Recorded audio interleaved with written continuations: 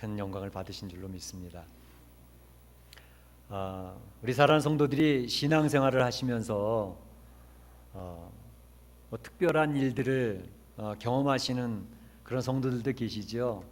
특별한 은사를 체험하신다든지 특별한 일을 경험하신다든지 그런 성도들이 이제 신앙생활하다 보면 가끔 이렇게 나타나시게 됩니다. 그런가 하면 어떤 성도들은 뭐 전혀 뭐 그런 신앙생활하는데 좀 말씀 읽고 뭐 하나님 앞에 찬양하고 예배드리고 뭐 그런 생활을 계속 하고 있는데 뭐 특별한 뭐 체험이라든지 경험이라든지 그런 건 별로 없습니다. 그렇게 얘기하는 성도들도 있어요. 오늘은 좀 이 체험에 대한 것에 대해서 좀 말씀을 드리면서 이야기를 나누고자 합니다. 오늘 본문에 나와 있는 베드로가 특별한 체험을 하는 장면이 소개되고 있거든요. 이 베드로가 특별한 체험을 하면서 하나님께서는 그 베드로의 체험 속에서 무엇을 이야기하시고 싶었을까? 또 그런 것들을 보면서 우리는 하나님 앞에 어떤 교훈을 받을 수 있는 것인가 하는 것들에 대해서 한번 생각을 해보고자 하는 것입니다. 오늘 본문에 나와 있는 베드로가 체험한 특별한 일은 무엇이었을까요? 이미 우리 성도들이 잘 알고 있는 내용이죠. 변화산의 사건입니다. 변화산의 사건. 그러니까 예수님께서 예수님 12제자 중에서 코멤버, 그 핵심 멤버 3명, 베드로와 야고보와 요한, 이 세 사람을 데리고 기도하시러 산에 올라가셨습니다. 그런데 그 기도하는 날은 좀 특별했어요. 다른 날 같지가 않았습니다. 여전히 그 제자들은 기도 시간이 길어지면 졸았던 것 같아요. 베드로와 야고보, 요한, 그 수제자들, 핵심 멤버 제자들인데도 불구하고 예수님의 기도 시간이 길어지니까 또 눈을 껌뻑하면서 조는데 오늘 본문에 보니까 깊이 졸았다 그렇게 얘기했습니다. 깊이 졸고 있는데 그만 이상한 일이 벌어지고 있는 거예요. 베드로가 낌새가 이상해서 눈을 떠 보니까 어떤 일이 벌어졌느냐 하면 예수님의 얼굴이 평소와는 달랐습니다. 해와 같이 빛이 나는 거예요. 오늘 본문에는 그런 내용이 자세히 나와 있지 않지만 마태복음이나 마가복음에는 설명이 잘 되어 있습니다. 그리고 예수님이 입으신 옷도 빨래를 빨아도 그만큼 희할 수 없을 정도로 흰 옷이 되어져 있었고 광채가 막 빛이 나는 그러한 옷을 입은 모습이 베드로 눈에 들어왔던 것이죠. 깜짝 놀랐습니다. 근데 더더욱 깜짝 놀라게 됐던 것은 뭐냐 하면 예수님 옆에 두 사람이 서 있는데 그 두 사람이 누군지 금세 알 수 있는 거예요. 한 사람은 모세였고 한 사람은 엘리야였습니다. 율법의 대표자인 모세가 그 예수님과 함께 서 있는 거예요. 선지자의 대표인 멜리야가 그 자리에 딱 서 계신 거예요. 깜짝 놀랐죠. 그런데 모세는 그 당시로부터 언제적 사람이냐 하면 1500년 전 이전 사람입니다. 엘리야는요 850년 전 이전 사람이에요. 그 1500년 이전 사람이 거기 나와서 나타나 있죠. 850년 전 이전에 엘리야가 나타나 있죠. 베드로는 도무지 이게 무슨 일인지 너무 특별한 체험을 하고 있는 것이죠. 여러분들은 이런 모습을 보면서 성경에 나타난 이런 광경을 보면서 어떻게 이 내용을 받아들이십니까? 이런 일이 있을 수 있는 건가? 에이, 전설 따라 삼천리도 아니고 어떻게 그런 일이 있겠어? 그렇게 생각하시는 분들도 있으실지 모르겠어요. 그런데 우리가 믿는 신앙은 성경에서 이야기한 그것을 그대로 받아들이는 신앙을 믿고 있습니다. 그래서 이 자리에 나타난 이 모든 모습은 성경에 기록된 그대로 이루어진 사실을, 역사적인 사실을 우리 그대로 받아들이는 것이죠. 그게 우리 신앙인입니다. 하나님은 전능하신 하나님이시기 때문에 무슨 일이든지 어떤 것이든지 하실 수 있는 분이라는 사실을 믿으십니까? 그거 얼마나 중요한지 몰라요. 특별한 일은 이거는 지금 아무것도 아니에요. 사실은 말씀드렸던 것처럼 이 우주 만물 천지 창조를 예수님, 우리 하나님은 6일 동안에 아무런 재료도 가지지 아니하시고 도구도 가지지 아니하시고 말씀 한마디로 척척 지어 나가시는 그 하나님의 사실을 우리가 믿느냐는 것입니다. 이거 굉장히 중요한 신앙의 포인트예요. 그런 일이 글쎄, 근데 우리는 믿습니다. 요즘에 참 안타까운 거는요, 미국이 기독교 국가 아닙니까? 그런데 기독교 국가가 이제 밑에 뿌리부터 흔들리고 있어요. 동성 연애 뭐 그 정도로 끝나는 게 아니라 동성 결혼을 이제 합법화시키는 각 스테이트들이 자꾸 늘어나고 있거든요. 연방 정부에서 동성 결혼은 합법이다라고 선언하면 이제 앞으로 미국 전체는 동성 결혼이 합법화되어져서 이제 그런 일들이 많이 벌어질 건데, 지난 주간에는 어떤 신문을 보다 보니까 지금 미국은 기독교의 박해 시대인가, 그리고 제목이 붙어가지고 났는데 어떤 내용이냐 하면 미국에 있는 어떤 사람들이 미국에 있는 학교에서 공립학교, 사립학교 다 포함입니다. 학교에서 더 이상 창조론을 가르치지 말라. 찰스 다윈이 얘기한 진화론은 과학적으로 입증된 진리인데 진화론만 가르치면 되지 무슨 창조론을 가르치고 창조론을 가지고 토론을 하는가? 그것은 헌법에 위반된다. 헌법 소원을 했어요. 그래서 이제 연방정부에서 동성결혼 합법화대한 결론도 내려야 되고, 이제 앞으로는 창조론을 가르치지 말자라는 것도 결론을 내야 되는 그런 일이 지금 벌어질 거예요.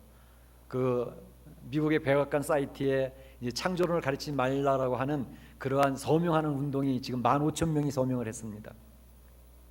앞으로 미국도 참 하나님께서 참고 참으시다가 저 그대로 두시겠는가 그런 생각도 들 정도지요. 그런데 중요한 것은 바로 하나님이 이 천지를 창조하셨다고 하는 그 사실, 이건 하나님의 전능성을 이야기하거든요. 뿐만 아니라 성경에 보면 여호수아가 아모리 족속을 물리칠 때에도 시간이 딸리니까 여호수아가 하나님 앞에 기도하기를, 하나님 태양 좀 더 비추게 해주세요. 머물게 좀 해주세요. 태양이 기브온 골짜기에 딱 머무르는 거죠. 아일론 골짜기에 달까지도 딱 멈춰 쓰는 거죠. 그래서 아모리 족속을 다 전멸시키는 그러한 성과를 올리게 됐던 기록을 기억하시죠? 예. 성경에 보게 되면 이 보통 사람들이 이해할 수 없는 특이한 일들은 굉장히 많이 나타납니다. 그것은 비과학적이고 비논리적이라고 해서 거부하면 그건 불신자들이 그렇게 하는 거고요. 우리 믿는 성도들은 내 이성으로는 아직 이해할 수 없지만 하나님이 선포하시고 기록한 진리의 말씀 안에 있으니 나는 그대로 받아들이고 믿습니다. 그게 우리 신앙인입니다. 홍해바다가 갈라졌다, 우리는 그대로 믿습니다. 어떤 사람이 이야기하는 것처럼 모세가 그 홍해바다의 지역을 너무너무 잘 알아서 가장 얕은 갈대숲 사이로 그 백성을 이끌어간 것이다. 이건 자유주의 신학입니다. 성경에서 이야기한 대로 믿는 것이 우리의 신앙입니다. 그런데 바로 이러한 특별한 체험을 하고 있는 이 베드로의 모습을 보면서 우리가 좀 신경 쓰고 조심해야 될 부분이 뭐냐 하면, 이 특별한 체험, 신앙의 특별한 체험들에 대한 우리의 자세들입니다. 특별한 체험들이 우리 신앙생활 가운데 나타나느냐? 나타날 수 있습니다. 그런데 조심할 게 있습니다. 왜냐하면 특별한 체험들이라고 모두가 다 하나님께로부터 온 것이 아닌 경우들도 많이 있기 때문에 그렇습니다. 어떤 때는 인간의 속임수로 특별한 체험이 있는 것처럼 속이는 그런 집단들도 있어요. 특별히 이단 같은 데서 그런 일을 많이 합니다. 그러면서 있던 이 군중들은 그 특별한 일들이 일어나는 것처럼 거기 빠져가지고 그대로 끌려가는 그런 경우들이 있어요. 그런 속임수에 속아나면 안 됩니다.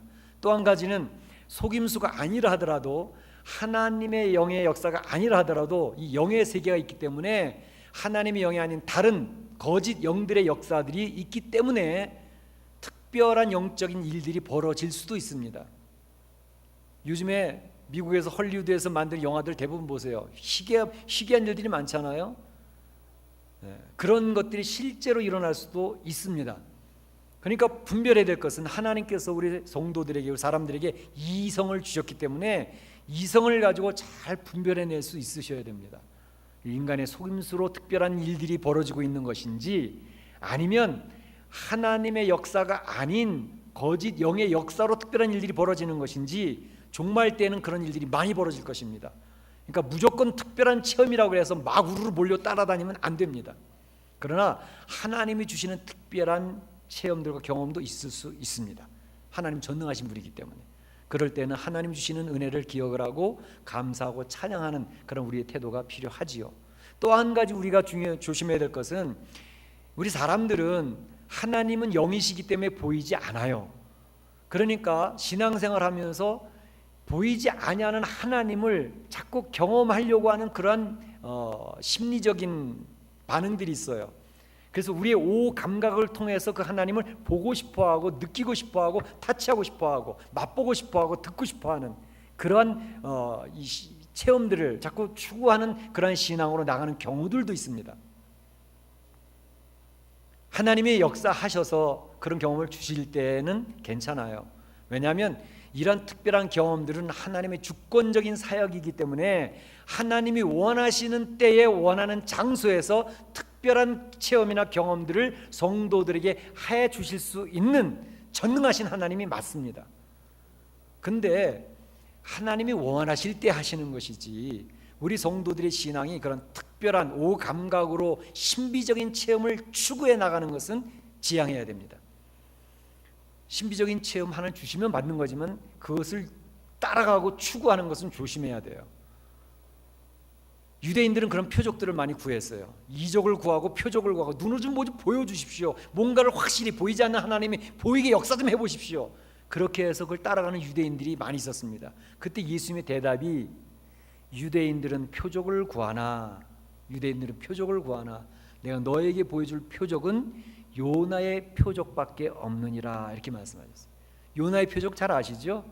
요나가 물고기 속에 들어가서 3일 동안 있다가 다시 토해져서 복음을 증거하게 됐던 역사지요.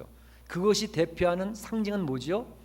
예수 그리스도의 죽으심과 예수님이 3일 후에 다시 부활하시는 것을 보여주는 것이 요나의 표적입니다. 핵심입니다.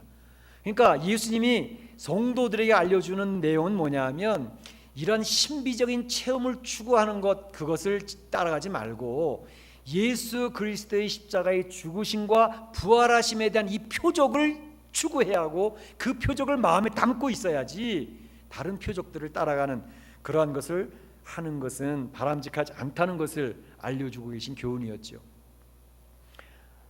물론 이렇게 얘기하다 보면 어떤 분들은 이 목사님 신비적인 체험에 대해서 좀 무시하는 거 아닙니까? 체험 신앙을 좀 반대하는 거 아닙니까? 그러실 수도 있어요.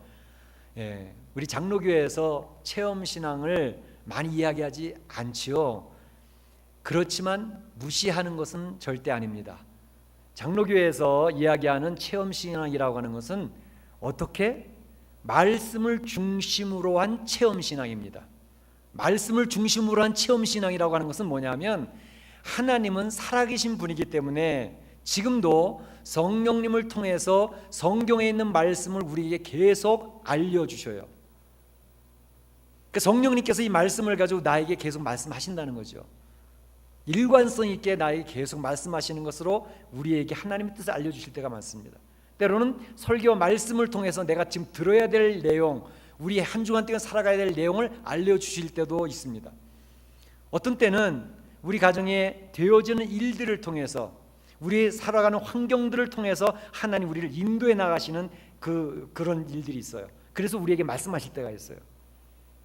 또는 전혀 알지 못하는 또 다른 방식으로 하나님 우리에게 분명히 말씀하시는데, 어떻게? 하나님은 살아계신 분이기 때문에 성도들에게 하나님 뜻을 직접 알리시기를 기뻐하시고 알려주고 계시고, 그 말씀대로 성도들이 살아가기를 원하시는 분이 살아계신 하나님이십니다.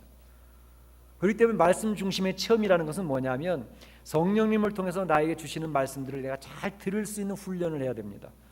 성경 말씀을 나에게 적용시키는 그 훈련을 잘해야 돼요. 그러면 하나님의 말씀이 들립니다. 마치 주파수를 맞추면 라디오 방송들이 나오잖아요. 채널들이 뜨잖아요. 지금 이 안에도 주파수와 채널들, TV를 안 켰고 라디오를 안 켰지만 막 있거든요. 그런데 그걸 잘 맞추면 라디오가 들립니다. 채널이 보입니다. 똑같습니다.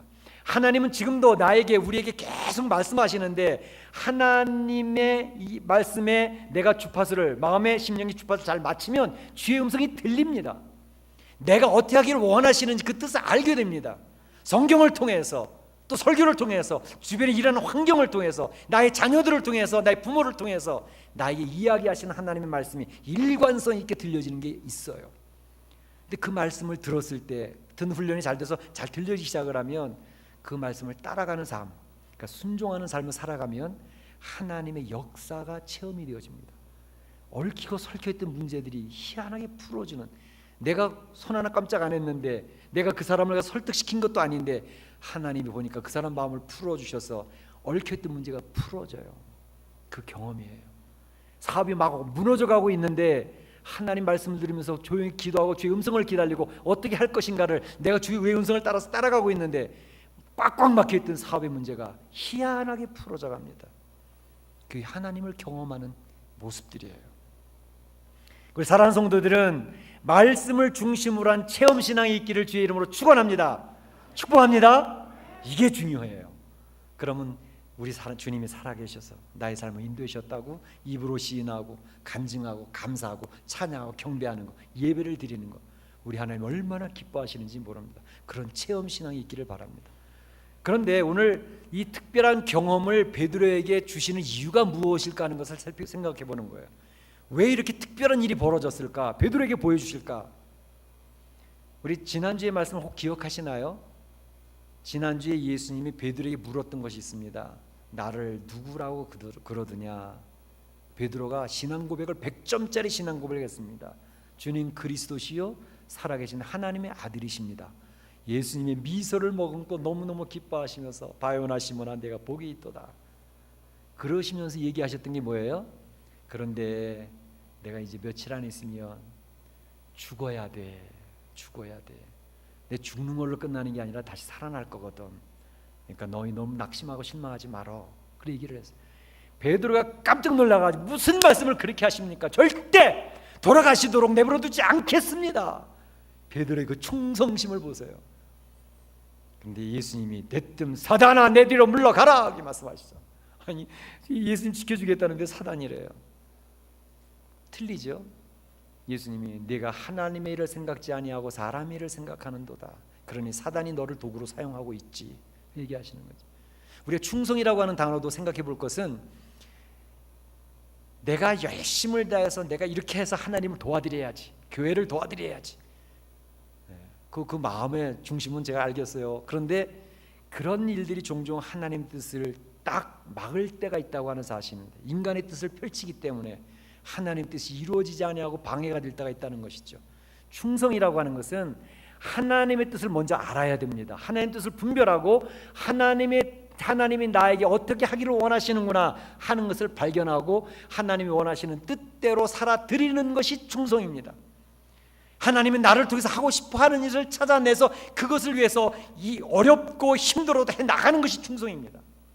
그것을 잘 찾아내야 되는 것이죠. 그런데 베드로에게 얘기를 해도 베드로가 받아들이질 않아서 이해하지 못합니다. 예수님 십자가에 돌아가셔야 되는 일을 이해하지 못합니다. 그러니 예수님 십자가에 돌아가시고 나면 그 제자들이 뿔뿔이 흩어질 것은 너무나도 명확했어요. 예수님은 그 제자들을 흩어지지 않게 하고 신앙을 굳건하게 잡게 해주기 위해서 보여주었던 사건이 오늘 이 변화산의 사건입니다. 변화산의 사건의 내용이 뭔데요? 그것은 하나님 나라를 보여주는 사건이에요. 예수님이 부활하셔서 승리의 주가 되셨다는 사실을 보여주는 사건이에요.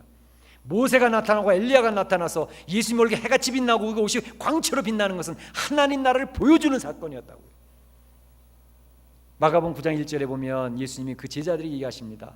여기 섰는 자들 중에서 죽기 전에 하나님의 나라가 권능으로 임하는 것을 볼 자들도 있느니라 이렇게 말씀. 그게 뭔데요? 그게 바로 이 변화산 사건이었거든요.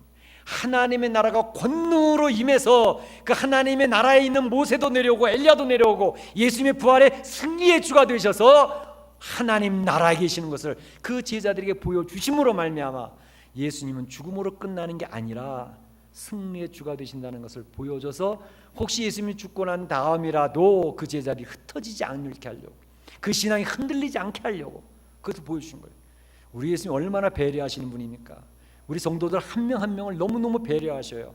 실망할까봐, 낙심할까봐 그 다독여 주시는 예수님의 모습이 보이지 않습니까? 그 예수님 지금도 여러분의 삶 속에서, 가정에서 여러분들 가까이에서 여러분들을 배려하고 계시는 분이고 도와주려고 하시는 분이십니다. 그런데 베드로는 그걸 깨닫지 못했어요. 그 예수님 속뜻을 알지 못했습니다.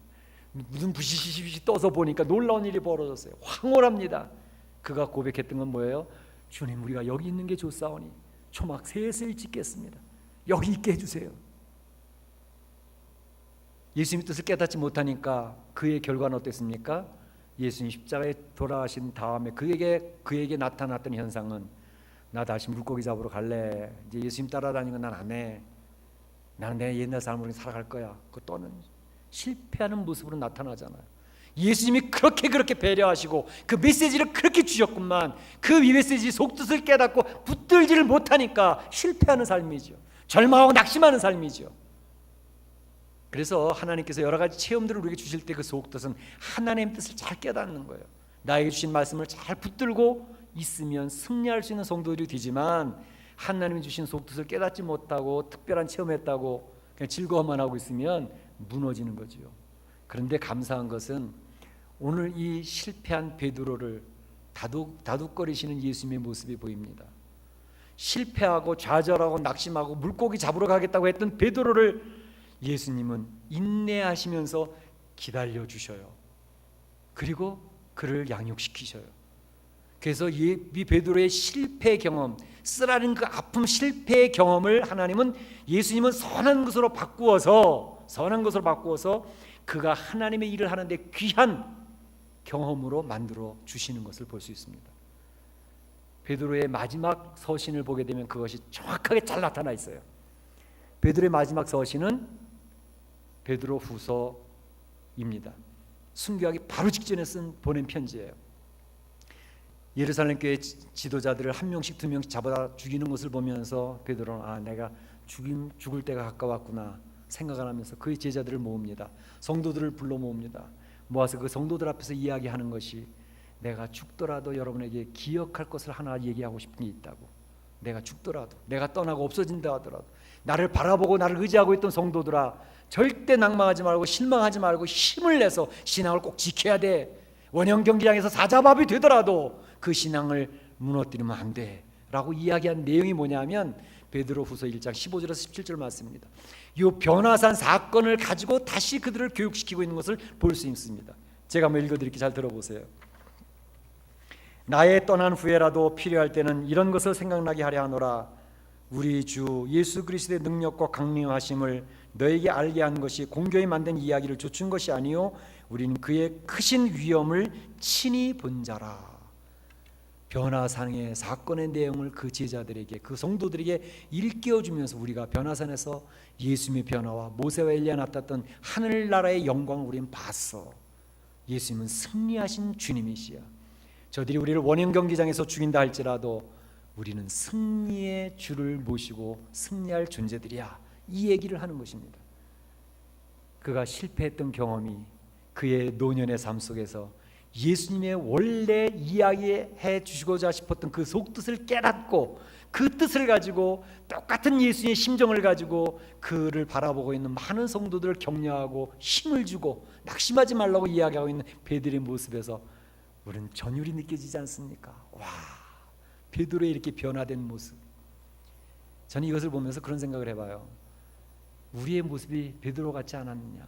예수님은 우리를 붙들어 주시고 말씀 주시고 하는데 우리는 계속해서 내 고집대로 살고 넘어지고 쓰러지고 실망하고 좌절하고 실패하는 모습의 열매들로 얼마나 많이 맞춰 있습니까?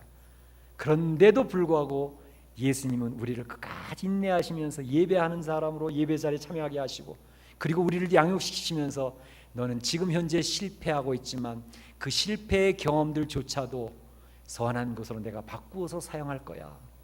너희들을 그와 같이 승리하는 하나님의 사람들로 세울 거야. 그런 주님의 다짐이 있다는 것을 기억하시기 바랍니다. 그래서 우리는 지금 실패하는 자리에 있어도 낙심하지 마시기를 바랍니다. 왜? 주님이 인내하시면서 성령님이 우리를 양육시키시고 승리하는 백성들로 세울 것이 분명하기 때문입니다. 그런 축복이 있어지기를 축원합니다. 그래서 우리 사랑하는 성도 여러분, 신앙생활할 때 특별한 경험들을 하실 수 있습니다. 그걸 거부하지 마세요. 주님이 특별한 경험들을 하시게 하면 감사로 받아들이며 찬양을 올리시기 바랍니다. 그러나 분별하셔야 돼요. 인간의 속임수도 있고 또 거짓 영의 역사들도 있기 때문에 거기에 부하내동 끌려다니고 몰려다니면 절대로 안 됩니다. 특별히 표적을 추구하는 이 신비주의를 추구하는 신앙은 위험합니다. 말씀 중심의 체험 신앙이 중요합니다.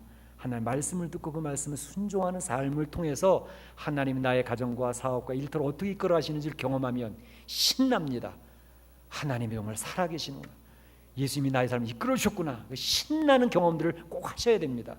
그리고 그분을 시인하고 고백하고 찬양하고 예배 시간에 감격스럽게 예배를 드리고, 그런 그 하나님의 놀라운 역사가 우리 사랑하는 성도들에게 힘이 될 것입니다. 특별히 우리의 지금의 모습은 여전히 실패하는 모습이 있습니다. 죄의 성품이 있기 때문에 죄의 열매들을 맺으며 살아갑니다. 그러나 낙심하지 마세요. 우리 주님이 우리를 바꾸어 주실 것이기 때문입니다. 우리를 승리자로 세워주실 것이 확실하기 때문에 승리한 그날을 바라보고 우리 사랑하는 성도들이 힘내시기를 주의 이름으로 축복합니다. 축복합니다. 이 시간에 조용히 한번